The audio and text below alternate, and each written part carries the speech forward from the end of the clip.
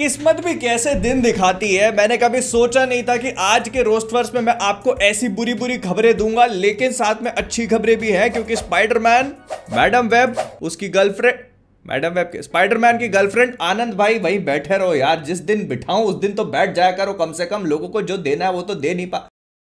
Spiderman की girlfriend से शुरू करते हैं, लेकिन जिसके बारे में आप सोच रहे हो वो नहीं, एमजे की बात नहीं कर रहा, सिल्क की बात हो रही है। स्पाइडर सिल्क का शो बेसिकली सोनी वाले बनाने की कोशिश कर रहे थे प्राइम वीडियो के साथ मिलकर, लेकिन अब क्रिएटिव डिफरेंसेस के चलते उसको कैंसिल कर दिया गया है और अब उसके लिए सोनी वाले नए दरवाजों पे खटखटाकर उसका गला काटने की कोशिश कर रहे हैं। अगर आप नहीं जानते तो ये क्रिएटिव डिफरेंसेस बताना मेरा काम है। तो प्राइम वीडियो अपने कुछ रीसेंट शोज के सक्सेस से सीखने के बाद अच्छे से ये बात सीख चुका है कि उनको किस फॉर्मेट पे चलना है, और इसी वजह से उन्होंने सोचा कि आपका जो सिल्क का शो है सोनी वालों, अगर इस सिल्क पे इतना ज्यादा फोकस ना करेगा तो बहुत अच्छी बात होगी। और ये सुनकर सोनी वालों ने कहा हाँ ऐसे कैसे, तो वो पूरा का पूरा सिल्क उठाकर कहीं और निकल पड़े हैं इस उम्मीद में कि इस शो को कोई और पिकअप कर ले। नेटफ्लिक्स की बात कर रहे हो क्या?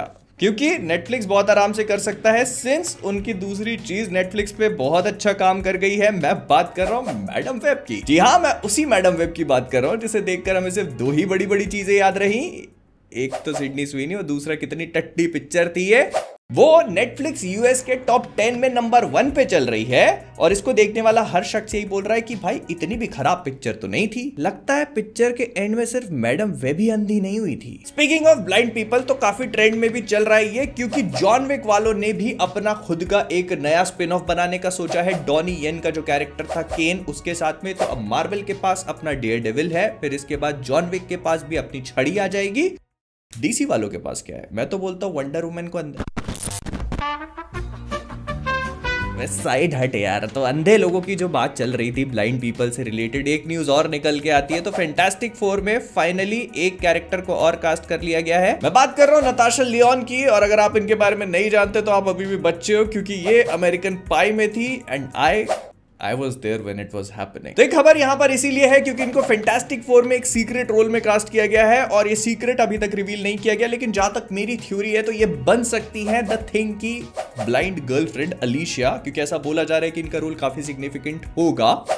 और अब सारे रोल जब कास्ट किए जा चुके तो वही बच रहा है बस, unless she is playing doctor Doom, which would be terrible idea. और फिर इसके बाद अगर आपको हॉकाई का सीजन 1 ठीक ठाक भी लगा था तो मेरे पास आपके लिए एक ठीक ठाक सी ही खबर है कि इसको सीजन 2 के लिए रिन्यू कर लिया गया। और इससे पहले कि आप अपने हाथों को अपने माथे पे पीट लो, मैं आपको बता देता हूं कि खबर इतनी भी बुरी नहीं हो सकती, क्योंकि इसका सीजन 2 थोड़ा सा प्रॉमिसिंग फील हो रहा है। ये लोग इसको एकदम सस्ते बजट पे बनाने की कोशिश कर रहे हैं, लेकिन अभी भी आपको अपना हाथ माथे पे मारने की जरूरत नहीं है, क्योंकि मेरी बात सुनो। ये इसमें क्लिंट और जो केट होगी उसको एक बिल्डिंग में फंसाएंगे जो पूरी तरह से टूटी फूटी बंजर बनी हुई है, और वहां पर कई सारे गुंडे लोग होंगे जो इनको मारने की कोशिश करेंगे रेड मूवी की तरह। और उस प्लॉट का एक एसेंशियल हिस्सा होगा क्लिंट का भाई बार्नी, जो कि कॉमिक बुक्स में ट्रिक शॉट नाम का एक विलेन है। और बार्नी और क्लिंट की अच्छी खासी राइवलरी इसमें सेटअप करी जाएगी, और फिर आगे जाकर हो सकता है कि बार्नी डार्क एवेंजर्स का भी पार्ट बने। Yes, you heard me right, क्योंकि ये लोग डार्क एवेंजर्स, थंडरबोल्ट्स, इन सब चीजों को सेटअप करने का प्लान बना रहे हैं। तो ऐसे में बार्नी हॉकाई सीजन 2 का एक बहुत इंपॉर्टेंट पार्ट बन सकता है। Who knows आगे जाकर ये इस चीज को कहां लीड अप करे, लेकिन एक बात तो तय है कि केट के साथ एक बिल्डिंग में मैं भी जरूर फंसना चाहूँ।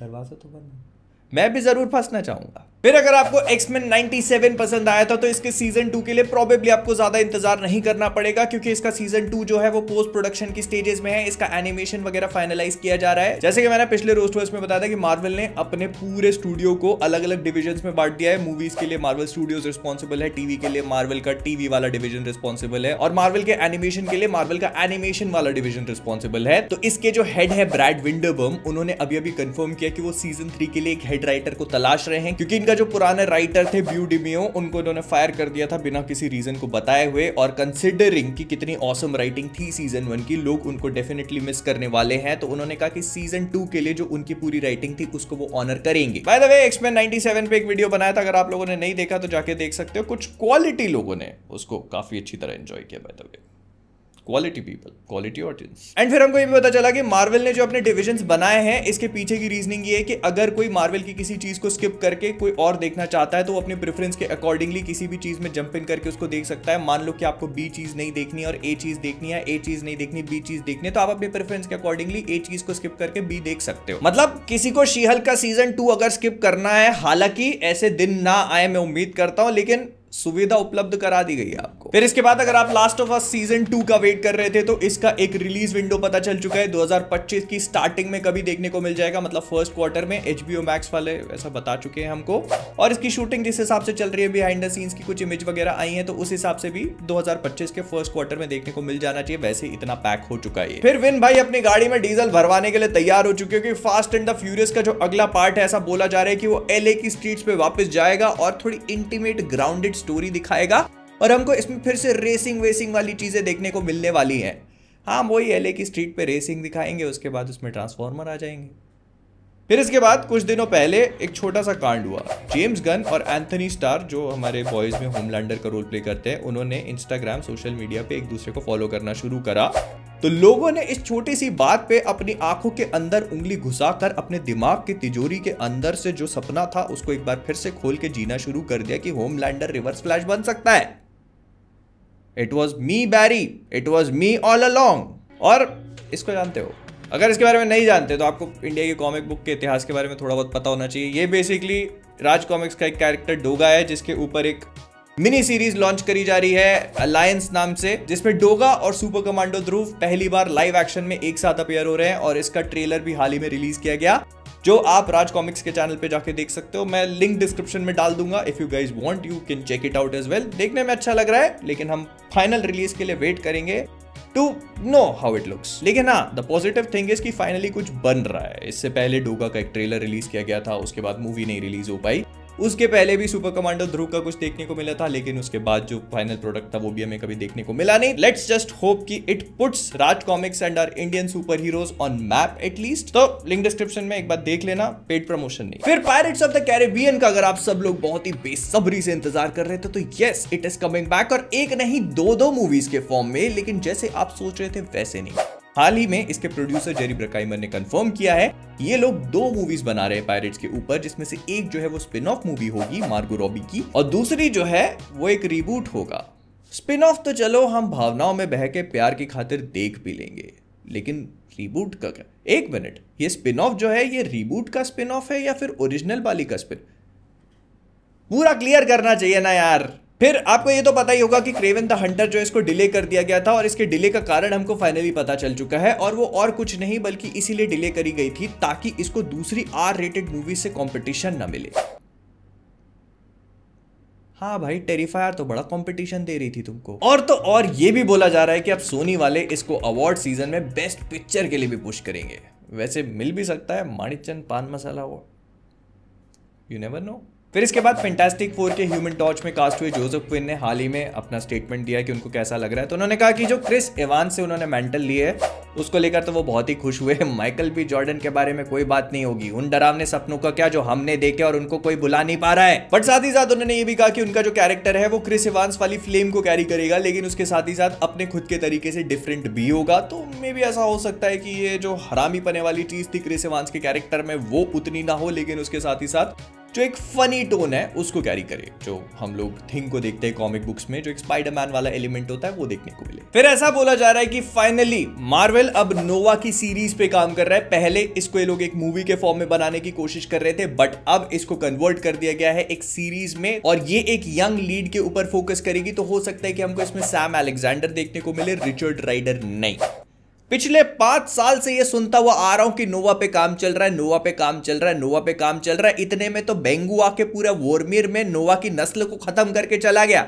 अब तो शर्म कर लो। फिर इसके बाद किसी ने बेनेडिक्ट कम्बरबैच से पूछा कि क्या चल रहा है डॉक्टर स्ट्रेंज 3 के साथ, क्या डॉक्टर साहब एवेंजर्स 5 में अपीयर होंगे भी या नहीं। तो उन्होंने कहा मुझे पता नहीं है कि वो किसके साथ है, मुझे पता नहीं कि वो कहाँ पर है, मुझे पता नहीं कि वो क्या कर रहा है, मुझे पता नहीं कि वो कब अपीयर होगा, मुझे पता नहीं कि वो कैसे अपीयर होगा, और मुझे ये भी नहीं पता कि आपको क्या पता है, और मुझे ये भी नहीं पता कि मुझे क्या पता है। भाई तो ये तो मैं भी बोल देता ना, मैं भी बोल सकता था ये तो। फिर इसके बाद डॉक्टर स्ट्रेंज की बात करिए तो मिडनाइट सन्स की भी बात कर ही लेते। तो ऐसा बोला जा रहा है कि मिडनाइट सन्स की फिल्मिंग तुरंत ही शुरू हो जाएगी जैसे ही ब्लेड की फिल्मिंग रैप अप होती है। इसका मतलब ये कभी नहीं बनेगी। फिर इसके बाद ऐसा बोला जा रहा है कि फैंटास्टिक फोर में गैलेक्टस को लेकर काफी सारे चेंजेस करे जा रहे हैं, क्योंकि इस मूवी में शायद गैलेक्टस इनके प्लैनेट को कंज्यूम करने नहीं बल्कि किसी को ढूंढता हुआ आएगा, और वो शख्स और कोई नहीं बल्कि है महेंद्र बाहुबली,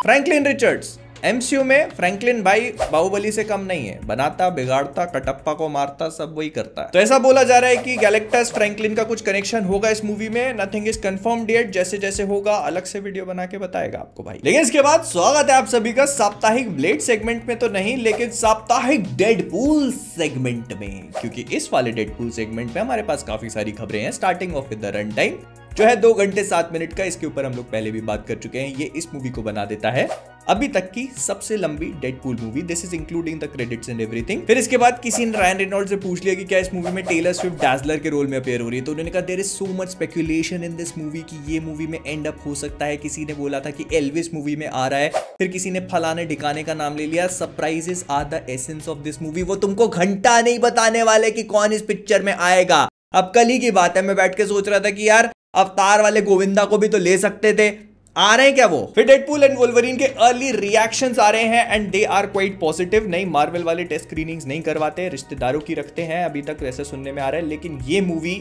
रायन रेनॉल्ड्स के प्रोडक्शन से निकल रही है and he is interested in doing test screenings. तो ऐसा सुनने में आ रहा है कि हाँ, मूवी के अर्ली रिएक्शंस पॉजिटिव हैं। अब आगे क्या होता है ये भी बताएं। फिर इसके बाद डेडपूल एंड वोल्वरीन की यूएस में एडवांस टिकट बुकिंग को ओपन किया गया 1 मिनट के टीजर के साथ, जो दिखने में तो ठीक ठाक था। इसमें बहुत सारी चीजों को नहीं बताया गया। एक QR कोड था जो डेडपूल के एक डिस्क्लेमर को बताता है। लेकिन हाँ, इन एडवांस बुकिंग्स के थ्रू हमको ये समझ में आ जाता है कि जो मूवी है अच्छे खासे ओपनिंग वीकेंड को ट्रैक कर रही है फिलहाल। फिर एलेक्जेंड्रा शिप जो एक्समेन एपोकलिप्स में स्टॉर्म बनी थी, उनसे किसी ने पूछा कि क्या आप रिटर्न कर रही हो, उन्होंने कहा नहीं, मैं नहीं कर रही हूँ, मैं एक्साइटेड भी नहीं हूँ, मैं चाहती हूँ कि कोई और उस रोल में रिटर्न करके अपना करियर बना ले। अस दीदी अस, हम खुद भी नहीं चाहते कि आप रिटर्न करें, हम खुद भी एक्साइटेड नहीं है आपके रिटर्न के लिए।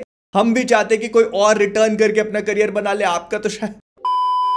और फिलहाल से मुझे याद आया कि बात कर लेते हैं स्पाइडरमैन के बारे में भी। तो स्पाइडरमैन 4 को लेकर हमें काफी कुछ पता चला है। जितना ग्राउंडेड हम इस मूवी को सोच रहे थे, मूवी उतना ग्राउंडेड नहीं जाने वाली, क्योंकि इसमें हमको वेनम देखने को मिल सकता है। नहीं, वो वाला वेनम नहीं, जो टुकड़ा टॉम हार्डी का वेनम छोड़ के गया था, वो टुकड़ा इस मूवी में प्रोबेबली यूटिलाइज किया जाएगा, ऐसा सुनने को मिल रहा है। और ये हमारे टॉम हॉलैंड के ऊपर चढ़ेगा और फिर अपना कांड करना शुरू करेगा। ना इसमें और भी काफी सारी चीजें हैं। फिलहाल स्पाइडरमैन 4 का डायरेक्टर कंफर्म नहीं किया गया, लेकिन इसका मतलब ये नहीं कि उसकी राइटिंग का प्रोसेस नहीं चल रहा है। ऐसा बोला जा रहा है कि इसकी राइटिंग काफी आगे की स्टेजेस तक पहुंच चुकी है, और उसके हिसाब से इसमें 1 साल का टाइम जंप देखने को मिलेगा स्पाइडरमैन नो वे होम के बाद। लेकिन तब उसकी जिंदगी में एंट्री होती है कई सारी नई चीजों की, जैसे कि न्यूयॉर्क का underworld, kingpin, Hammerhead, Black Cat और वेनम। नाउ ये सारी की सारी चीजें कैसे टाई अप टाई इन होती हैं, सब कुछ रोस्ट वर्स में नहीं पता चलेगा, अलग से वीडियो बना के बताऊंगा। तो अगर आप लोगों ने मेरे एक्समेन 97 वाला वीडियो नहीं देखा तो यहां कहीं पे ऊपर जाके देख सकते हो। तो जाने से पहले कॉमिक वर्स से मैं हूं मोहित, और आप सभी लोग अगर वीडियो को लाइक करे बिना गए तो डेडपूल एंड वोल्वरीन के शुरू के आधे घंटे तक आपको आवाज ही नहीं आएगी, नो साउंड।